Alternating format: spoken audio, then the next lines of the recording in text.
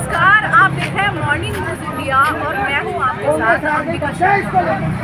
ये है जयपुर का वो अस्पताल जिसे हम एसएमएस के नाम से जानते हैं। हर बीमारी का इलाज आपको एसएमएस में आसानी से मिल सकता है, लेकिन क्या एसएमएस में सिर्फ आप इलाज ही करवाने आते हैं या यहाँ से कोई बड़ी बीमारी भी आप अपने घर के साथ ले जा रहे हैं? कैसे एक छोटी सी लापरवाही आपकी ज़िंदगी के लिए खतरनाक साबित हो सकती है? कैसे गंदा खाना आपको बीमारी दे सकता है और आपके परिवार के लिए भी ये काफ़ी घातक साबित हो सकता है। छोटे छोटे बच्चों के साथ यदि आप भी कहीं डॉक्टर को दिखाने आते हैं या जयपुर के किसी हॉस्पिटल में जाते हैं तो बाहर इस तरीके की दुकानें और ठेले आपको अमूमन हर जगह दिख जाएंगे, लेकिन यहाँ खाना आपकी सेहत के लिए कितना घातक हो सकता है और कितनी बड़ी बीमारी आपको दे सकता है, ये जानना आपके लिए बेहद जरूरी है। आज हम बात कर रहे हैं एसएमएस के ठीक बाहर खड़े होकर।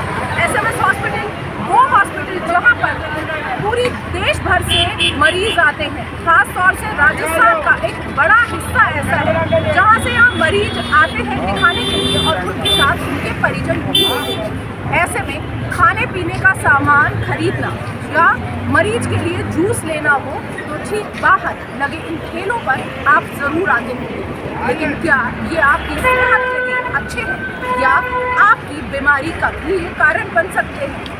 ऐसी एक बीमारी है मिर्गी, जो कि गंदे खाने से भी आपके शरीर में पनप सकती है। तो अगर आप भी यहाँ बाहर आकर जूस पीते हैं, खाना खाते हैं या गाजर मूली का सलाद लेते हैं तो उससे पहले एक बार आप ज़रूर सोच लीजिए। और बात करते हैं एसएमएस की ही डॉक्टर से। मैं डॉक्टर भावना शर्मा, मैं वर्तमान में Sawai Mansingh medical college hospital में न्यूरोलॉजी विभाग की विभागाध्यक्ष हूँ, सीनियर प्रोफेसर हूँ। तो किस तरीके से हम ले सकते हैं मिर्गी को? देखिए अंबिका जी, पब्लिक अवेयरनेस के लिए आपका ये सवाल बहुत ही अप्रोप्रिएट है। और as neurologist, practising neurologist for more than last 21 years, मैं आपको ये कह सकती हूँ कि मिर्गी एक ऐसा रोग नहीं है जिसके कि सडन केस में इजाफा हो या एपिडेमिक के रूप में आए। मिर्गी इज़ अ डिजीज़ जो कि प्राचीन काल से चली आ रही है। केसेस आते हैं, हाँ आपका कहना बिल्कुल सही है। पिछले कुछ टाइम में पत्र पत्रिकाओं के माध्यम से, सोशल मीडिया के माध्यम से, जो यूट्यूब पे न्यूरोलॉजी जो वीडियोस डालते हैं, तो पब्लिक इस बात को समझने लगी है कि कई बार ऐसा होता है कि जिन बीमारियों को वो लोग नेग्लेक्ट करते हैं वो भी उनको समझ में आने लगती है। जैसे मैं आपको अपना इंसिडेंस बताऊं दैट मेरे कुछ यूट्यूब पे वीडियोस है एपिलेप्सी रिलेटेड, तो जब मेरे पास पेशेंट्स आते हैं अक्सर तो उनमें से 10% ये बोलते हैं कि हमने आपका वीडियो जब देखा हमें ये पता लगा कि ये पर्टिकुलर सिम्टम एपिलेप्सी का हो सकता है। सो इन नटशल ऐसा कोई एपिडेमिक नहीं है। मिर्गी का इंसिडेंस 1000 में से एक में दौरे होते हैं, वो सदियों से चला आ रहा है। बट पिछले कुछ दिनों में जो केसेस की आप बोल रहे हो कि संख्या बढ़ी है, शायद उसका कारण हमारा डाइटरी चेंज हो सकता है। जिस तरह पाश्चात्य देशों के अंदर लोग आ रहे हैं नॉन वेजिटेरियन से वेगन और वेजिटेरियन डाइट्स पे, उससे कंट्रास्ट इंडियन पॉपुलेशन वेजिटेरियन से नॉन वेजिटेरियन की तरफ जा रही है। तो अब क्या होता है कि इल कुक्ड पोर्क मीट होता है, उसके अंदर टीनिया सोलियम के अंडे होते हैं, वो मिट्टी के थ्रू मनुष्य में आते हैं। और इस तरह जो ये दूषित मीट या जो खेतों के अंदर जो ज़मीन के नीचे जो सब्जियां उगती हैं उनमें एक फीताकृमि के अंडे लग जाते हैं और वो मनुष्य खाता है। उससे हमारे ब्रेन के अंदर न्यूरोसिस्टिक सर्कोसिस नाम का एक परजीवी जो होता है उसका लार्वा जाके अकोमोडेट हो जाता है। अभी के समय ये कहा जा रहा है कि 25% केसेस जो सिम्टोमेटिक एपिलेप्सी जिनमें कोई कारण होता है उनमें से 25% जो होते हैं, एक तिहाई या 25 से 33% वो न्यूरोसिस्टिक सर्कोसिस के कारण होते हैं। तो this can be discriminated as a cause of epilepsy increased number of cases. Otherwise I think that epilepsy जो पहले थी वही है, पर हाँ कुछ लाइफ स्टाइल बीमारियाँ होती है। जैसे अब दूसरी इंपॉर्टेंट बात मैं जिक्र करूँगी अल्कोहल का। आप देख रहे होंगे कि पहले में और अभी में अल्कोहल के जो लेने वाले लोग हैं उनकी संख्या में बहुत इजाफा हुआ है। अल्कोहल अगर ज़्यादा ले लो तो भी फिट्स आपको आ सकते हैं, और आप बिल्कुल अगर नहीं लेते हैं, जो बहुत ले रहा होता है, तो भी आ सकते हैं। ड्रग अब्यूज़ जो होती है उससे भी फिट्स आ सकते हैं। देर रात तक काम करना, सोशल मीडिया पे बिजी रहना, तो ये भी ब्रेन को ट्रिगर करता है। And I think these can be some of the important causes of increase in the number of cases of epilepsy. Otherwise I think this is a disease जो ठीक है, रहेगी, लेकिन सबसे इम्पॉर्टेंट चीज़ ये है कि अभी इसमें इतना ट्रीटमेंट आ गया है कि मेरे ख्याल से जो भी एपिलेप्टिक्स होते हैं उनमें से 70 to 90% 3 साल के इलाज से बिल्कुल फ्री हो सकते हैं। देखिए, ऐसा है कि कई लोगों में तो फैमिली हिस्ट्री होती है, हम उससे पता लगाते हैं कि भाई ठीक है, ये तो जेनेटिक एपिलेप्सी है, लेकिन अधिकतर लोगों के अंदर स्पोरेटिक होता है। और आपको पता कैसे लगता है? लक्षणों से लगता है। लक्षणों में हम जिसको मिर्गी कहते हैं वो तो ये होती है कि अचानक से व्यक्ति सडनली उसकी बॉडी टाइट हो जाती है, झटके खाने लगती है और वो ज़मीन पे गिर जाता है। तो जनरल पब्लिक के मन में एपिलेप्सी को लेके बस यही एक पिक्चर है। लेकिन मैं अंबिका जी आपको बताना चाहूँगी कि एपिलेप्सी के कई सब टाइप्स होते हैं। इसके अलावा अगर किसी के मॉर्निंग में उठने के साथ अगर जैसे पेस्ट करने जा रहे हैं, कोई सडन जर्क आ गया, हाथ से कोई सामान छूट गया, इसको मायोक्लोनिक जर्क कहते हैं। ये भी एक तरह की मिर्गी ही होती है। इसके अलावा बच्चे, जो छोटे बच्चे होते हैं, आप समझ लीजिए 3 से लेकर 7 साल के बीच के, खड़े खड़े अचानक जमीन पे गिर के वापस खड़े हो जाते हैं, वो भी दौरा है, उसे हम कहते हैं एटोनिक सीजर। इसके अलावा कई बार हम लोग देखते हैं कि स्कूल के अंदर बच्चे क्लासरूम में बैठे होते हैं, अचानक से थोड़ी देर के लिए गुम हो जाते हैं, उनकी आंखें फ्लटर करती हैं। जैसे मैं आपको भी एग्जाम्पल देके बताती हूँ, इस तरह से ये भी एक तरह का दौरा है, इसे हम कहते हैं एब्सेंस सीजर।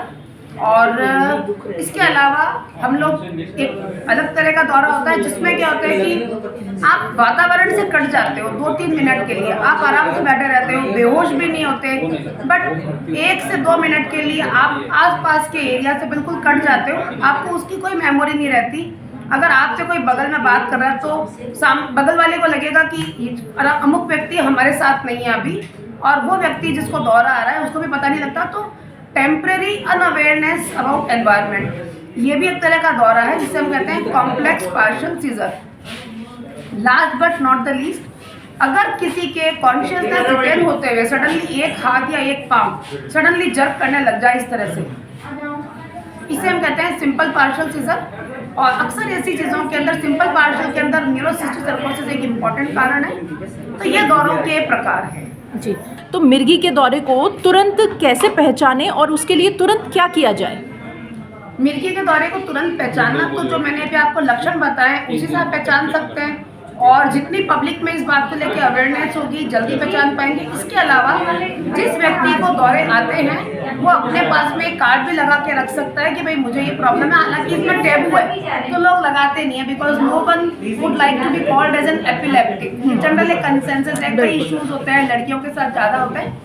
तो मुझे लगता है कि जैसे ही किसी एपिलेप्टिक पेशेंट को अगर सिम्टम होता है तो उसके पहले प्रोड्रोम नाम की चीज़ होती है जिसमें व्यक्ति थोड़ा सा अलग तरह से बिहेव करने लगता है। कुछ उसके बिहेवियर में चेंज आता है, बॉडी मूवमेंट्स में चेंज आता है, दिमाग के स्टेट में चेंज आता है। अगर हम तभी आइडेंटिफाई कर ले तो हम दौरे को होने से रोक भी सकते हैं नेजल स्प्रे के माध्यम से।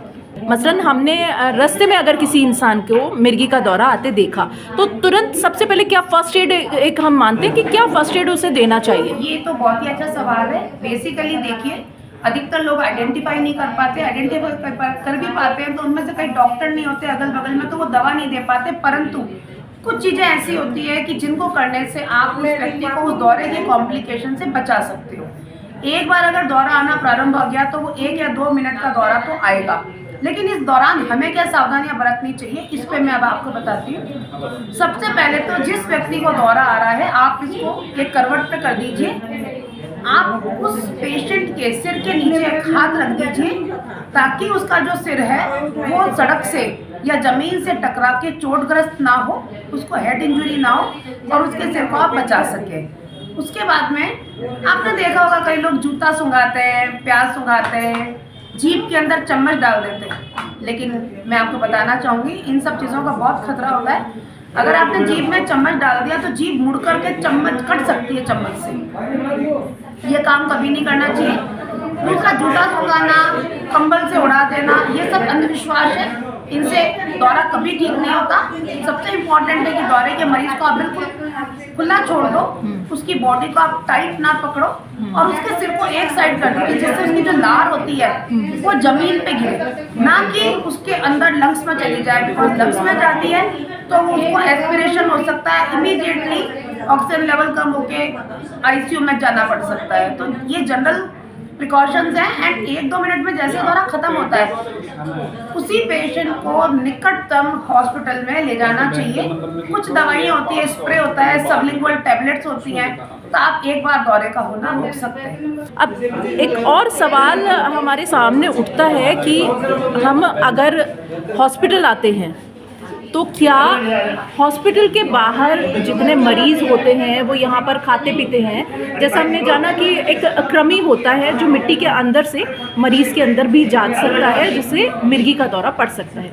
तो क्या खान पान में दूषित होना, खान पान का दूषित होना भी मिर्गी के दौरे का कारण बन सकता है? जी बिल्कुल। जैसे कि मैंने अपने इस वार्तालाप की शुरुआत में बताया था कि टीनिया सोलियम नाम का एक फीता कृमि होता है जो मनुष्य और सुअर दोनों में, उसके बीच में उसका लाइफ साइकिल चलता है। तो जो जमीन के नीचे सब्जियां उगती है, अगर उनको जैसे आलू है, गाजर है, पत्ता गोभी है, इस तरह की सब्जियां या मूली जो भी जमीन के नीचे उगती है, सलाद में भी काम आती है, आप उनको सबसे पहले जब घर लाते हैं तो उनको ठंडे पानी से धोइए, फिर उनको बॉइल्ड वाटर में डाल के उनको साफ करिए, उसके बाद दोबारा उनको ठंडे पानी में साफ करके यूज़ करिए। ये तरीका अपन यूज़ कर सकते हैं। और अनकुक्ड पोर्क मीट नहीं खाना चाहिए, क्योंकि सुअर का जो दूषित मांस होता है, जैसे आपने पोर्क मीट जो भी लोग लेते हैं तो आप समझ लीजिए कि ज़रूरी नहीं है कि वो साफ़ हो, और आपने उसका सेवन कर लिया, उसकी मसल्स में से जो फीता कृमि होता है वो आपके इंटेस्टाइन में जाके रिलीज होता है, ब्लड के माध्यम से जाके आपके ब्रेन में और शरीर के अन्य अंगों में जम जाता है। तो by and large I am a vegetarian. मैं तो यही कहूँगी सभी को वेजिटेरियन होना चाहिए, पर अगर किसी की फूड हैबिट्स नॉन वेज है तो उसमें व्यक्ति को ध्यान रखना चाहिए कि दूषित मीट का सेवन कभी ना करें।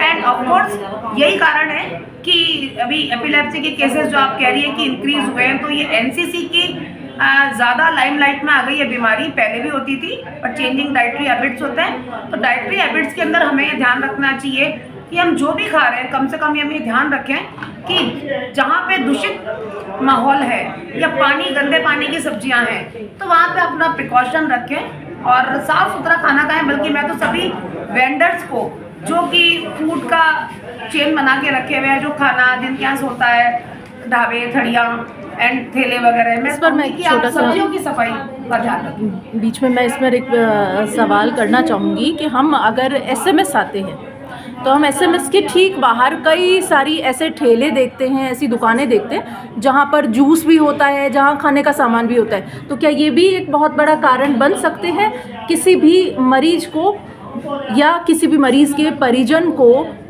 मिर्गी का रोग देने पे? देखिए, इसको मैं थोड़ा सा टिल्ट करना चाहूँगी। जैसे आपने बात की एसएमएस, परंतु मैं थड़ियाँ और ठेले, एसएमएस ही नहीं, हर कोचिंग सेंटर, हर कॉलेज, यूनिवर्सिटी, छोटे छोटे ऑफिसेज, बड़े ऑफिसेज, सबके बाहर देखती हूँ। तो ये जो रूल है ना कि उनको साफ सुथरा खाने का आइटम अपने कस्टमर को देना चाहिए, it equally applies on every vendor जो कि फूड कस्टमर को सप्लाई करता है। बिकॉज कई बार उनके अपने परिवार के लोग भी हो सकते हैं, दूसरे भी हो सकते हैं। तो अगर हम जो खुद के लिए सोचते हैं वो दूसरे के लिए सोचेंगे, तो मुझे लगता है कि हम साफ खाना देंगे तो इन बीमारियों से हम थोड़ा सा बच सकते हैं। और आज इस वार्तालाप का मुख्य उद्देश्य है कि आपको इस बात से अवगत कराया जाए कि मिर्गी क्या होती है, क्या इसके सिम्टम्स होते हैं, क्या कारण होते हैं, और कैसे हम प्रॉपर डाइट के माध्यम से मिर्गी के उन कारणों से बच सकें जो कि